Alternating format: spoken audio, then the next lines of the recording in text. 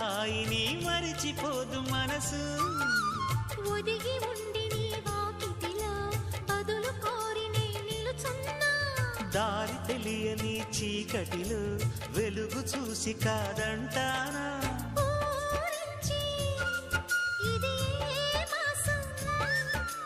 ప్రేమించే ప్రతి గుండెను అందెల సందడి చేసే హేమంతం ఇది. మన సొంతం అయినది. కిలకిల నవ్వే కోయిల కోసం వచ్చింది మధుమాసం.